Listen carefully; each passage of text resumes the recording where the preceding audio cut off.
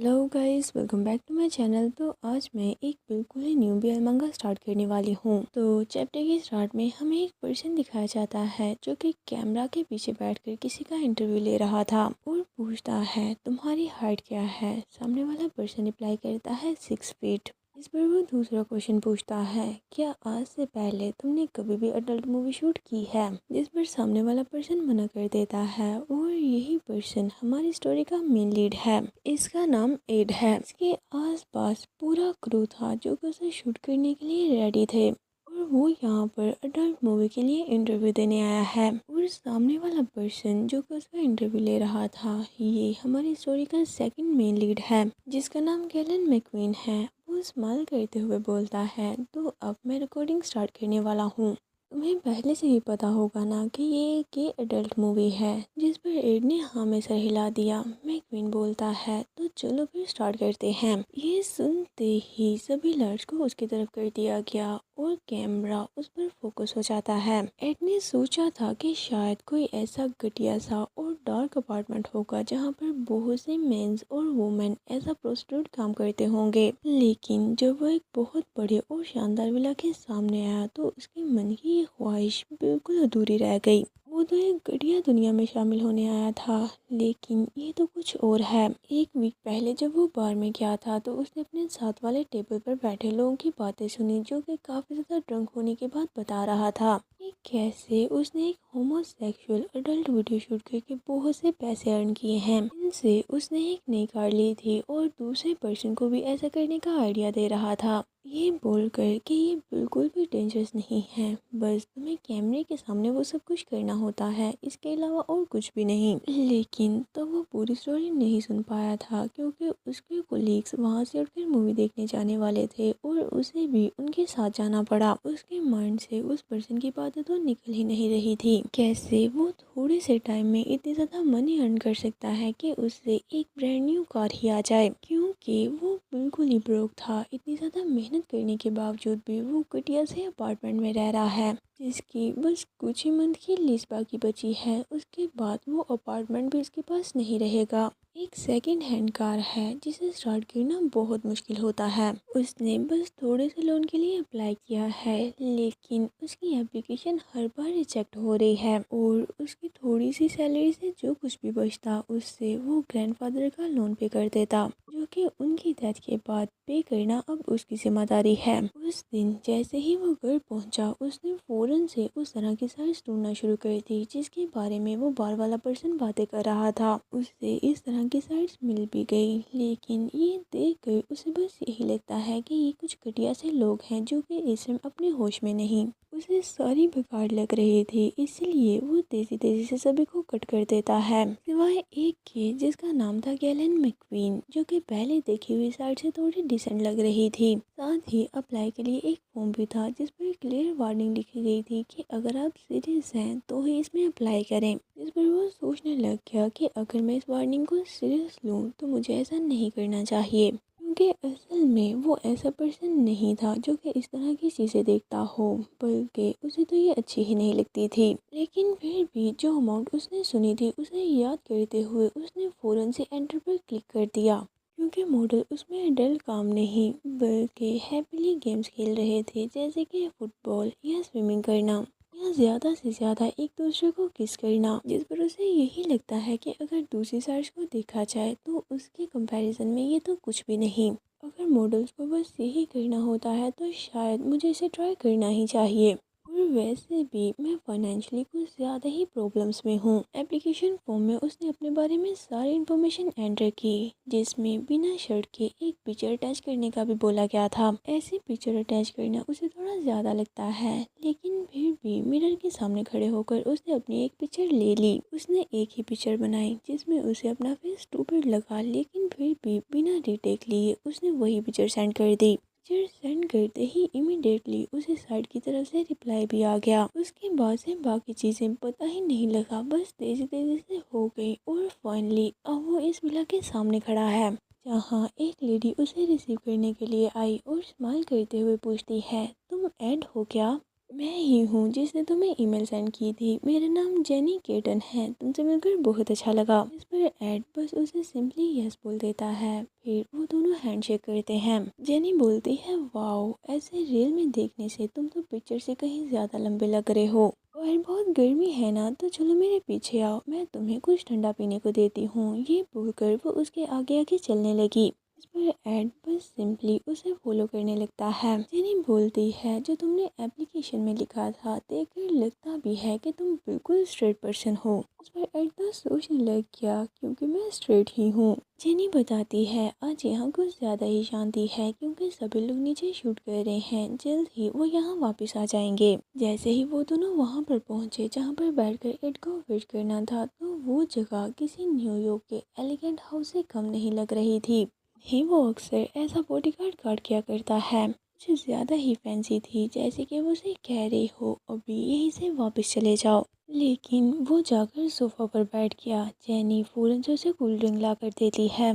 फिर उसे अपनी ड्रिंक एंजॉय करने का बोलकर वहाँ से चली गई कि यहीं पर वेट करो, मैं थोड़ी देर तक वापस आती हूँ। जिस पर वो भी बैठकर ड्रिंक करने लगा। फिर वो वहाँ से उठा और एक साइड पर बनी बहुत बड़ी रैक के सामने जाकर खड़ा हो जाता है। वो पूरी रैक मूवी से भरी हुई थी। इसमें कुछ मूवीज तो फिल्म प्रोडक्शन के बारे में थी और ज्यादातर एडल्ट मूवीज थी, जिन्हें देखकर वो साय करते हुए बोलता है, आह, ये सभी की सभी भी तो मूवीज ही हैं, इन्हें बनाने के लिए भी फिल्म प्रोडक्शन की जरूरत पड़ती होगी ना। इतने में उसने एक मूवी निकाली जिसका टाइटल और उस पर बनी पिक्चर कुछ ज्यादा ही अजीब थी।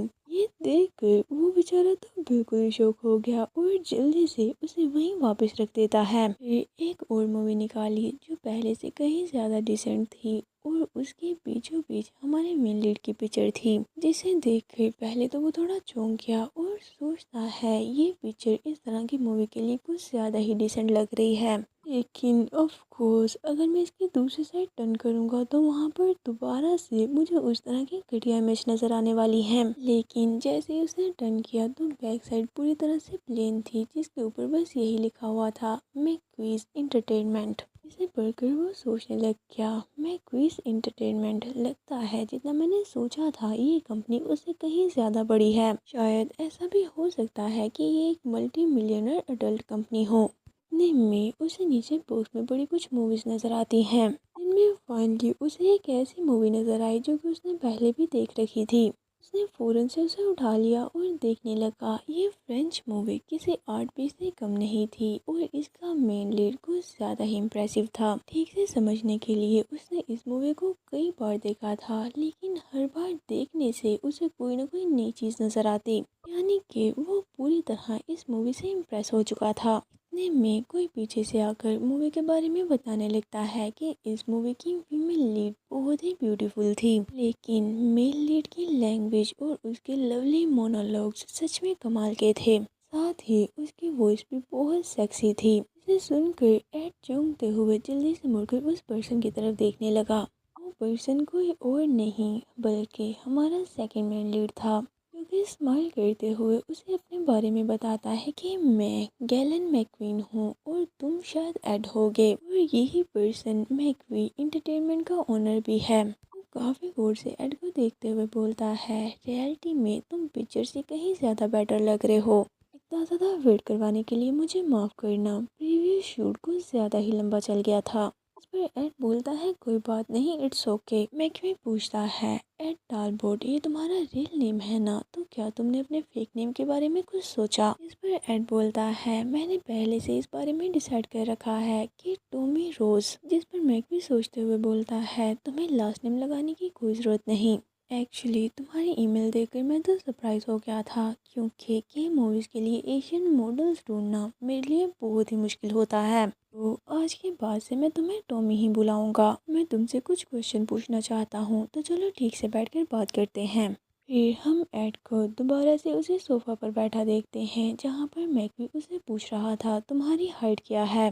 एड बताता है 6 फीट। फिर वो उससे और भी इससे कहीं ज़्यादा प्राइवेट क्वेश्चन पूछता है, जिन सभी के आंसर एड ने दे दिए। इतने में काम ख़त्म होने के बाद सारा ग्रुप भी वहाँ पर पहुँच गया, जिनमें जेनी भी थी, क्योंकि इतना ज़्यादा काम करने की वजह से कुछ ज़्यादा ही थक गई थी और सारे क्रू से बोलती है ओके गाइस, आज का ये बस लास्ट शूट है। इतने में उसकी नज़र मैकवी पर पड़ी, जिसे देखकर वो चौंकते हुए पूछती है आखिर तुम यहाँ कब आए। मैकवी स्माइल करते हुए रिप्लाई करता है बस कुछ देर पहले। यानी हंसते हुए बोलती है आखिर आप इससे इतना प्राइवेट इंटरव्यू क्यों ले रहे हो, ज़रा इसके फेस को तो देखो, एड अभी से ही इतना सीरियस लग रहा है। जिस पर मैकवी भी हंसते हुए बोलता है क्या सच में, आई गेस मैं इसमें कुछ नहीं कर सकता क्योंकि मुझे दूसरों को कंफर्टेबल फील करवाना आता ही नहीं। जिस पर जेनी बोलती है तुम हमेशा ऐसा ही बोलते हो। जिस पर मैकवी बोलता है मैं हर किसी के साथ इतना फ्रेंकली नहीं हो सकता। उन दोनों को ऐसे कैजुअली बातें करता देखकर एड सोचने लग गया अगर मैं इस ग्लैंड से किसी और जगह या किसी और टाइम भी मिला होता तब भी हम दोनों एक दूसरे के बड़ी नहीं होने थे, क्योंकि इस बंदे की प्रेजेंस कुछ ज़्यादा ही डोमिनेटिंग और फोर्सफुल है। यहाँ तक कि मेरे जैसे किसी को एक नज़र देखने का भी इसके पास टाइम नहीं होगा।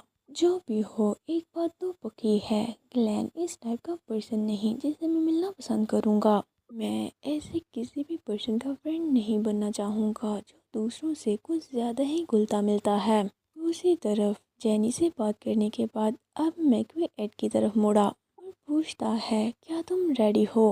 इस पर एड भी बोल देता है हाँ मैं रेडी हूँ। फिर हम क्रू को देखते हैं जो कि इंटरव्यू के लिए पूरा सेटअप लगा रहे थे। इतने में जेनी एड के पास आई और बोलती है एड ज़रा 1 मिनट इधर तो देखो, और साथ ही उसे फेस पाउडर लगाने लगती है, ये बोलते हुए कि ऐसा करने से तुम कैमरा के सामने और भी हैंडसम लगोगे। उसने तो देखते ही देखते एड को अच्छी तरह से रेडी कर दिया था। सब कुछ रेडी हो चुका था और हम एड को कैमरा के सामने उसे सोफा पर बैठा देखते हैं। यहाँ मैकरू कैमरे के पीछे से उसे बोलता है अब हम दोनों स्टार्ट करने वाले हैं। कैमरा की वजह से ज़्यादा परेशान मत होना और अच्छा रहेगा कि तुम इसकी तरफ देखो ही ना। तो ठीक है फिर स्टार्ट करते हैं। ये बोलते ही रिकॉर्डिंग चालू हो गई। मैकवी बोलता है तुम कुछ ज़्यादा ही नर्वस लग रहे हो, देखकर तो लगता है तुम्हारा गला अंदर से चल रहा होगा। इस पर एड बिल्कुल सीरियसली रिप्लाई करता है हाँ मैं थोड़ा सा नर्वस हूँ और थोड़ा सा कंफ्यूज्ड भी फील हो रहा है। ये सुनकर मैकवी स्माइल करते हुए बोलता है लेकिन इसके बावजूद भी तुम्हारी शक्ल बता रही है कि तुम बिल्कुल ही कंफर्टेबल फील कर रहे हो। फिर दोबारा से उसे इंटरव्यू लेना स्टार्ट कर दिया और पूछता है तुम्हारी एज क्या है। एड बताता है 24। फिर पूछता है तुम कहाँ से हो। एड बताता है क्वींस न्यूयॉर्क। फिर पूछता है तुम्हारी हॉबीज क्या है और क्या तुम्हें स्पोर्ट्स अच्छा लगता है। एड बताता है स्पोर्ट में मुझे स्नो बोर्डिंग और सर्फिंग करना अच्छा लगता है। इसके अलावा मैं वेट लिफ्टिंग भी करता हूँ और मेरी हॉबी है मूवीज़, मुझे मूवीज़ देखना अच्छा लगता है।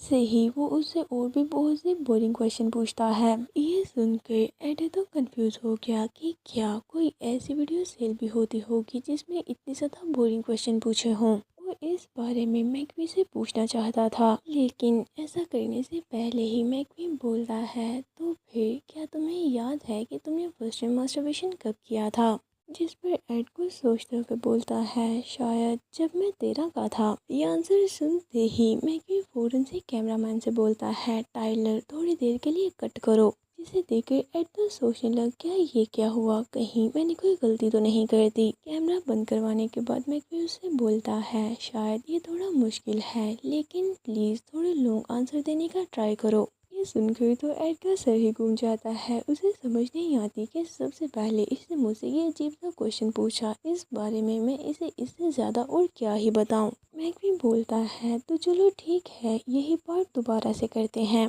कैमरा दोबारा से एड पर फोकस हुआ और रिकॉर्डिंग स्टार्ट होती है। यही वो मोमेंट था जब एड को पूरी सिचुएशन ठीक से समझ आई और उसे रियलाइज़ हुआ कि ये पर्सन तब से इस तरह के क्वेश्चन पूछकर मेरे अंदर के सबसे घटिया इंसान को बाहर निकालने का ट्राई कर रहा था। फिर वो उसके क्वेश्चन का आंसर करने लगता है जब मैं 13 का था शायद मैंने टीवी पर एक एडल्ट वुमन देखी थी। नेक्स्ट डे मुझे एक वेट ड्रीम आया। मुझे अच्छे से याद है कि इस बार की फीलिंग पहले से कहीं ज़्यादा डिफरेंट थी। ये आंसर सुनकर तो मैक्यू के फेस पर सेटिस्फाइंग स्माइल आ जाती है और बोलता है तुम बहुत अच्छा कर रहे हो, ऐसे ही करते रहो। तो गाइस क्या लगता है, क्या एड इसे कंटिन्यू रखेगा या मैक्यू के ऐसे इनअप्रोप्रिएट क्वेश्चन सुनकर यहीं पर ही क्विट कर देगा। जल्दी से अपना आंसर कमेंट बॉक्स में ज़रूर लिखें। तो इसी के साथ आज का ये पार्ट यहीं पर एंड करते हैं। अगर आपको ये मांगा अच्छा लगा है और आप चाहते हैं कि मैं इसकी एक्सप्लेनेशन कंटिन्यू रखूं, तो आपको बस इतना ही करना होगा कि ज़्यादा से ज़्यादा इस वीडियो को लाइक करके नेक्स्ट पार्ट के लिए कमेंट करें।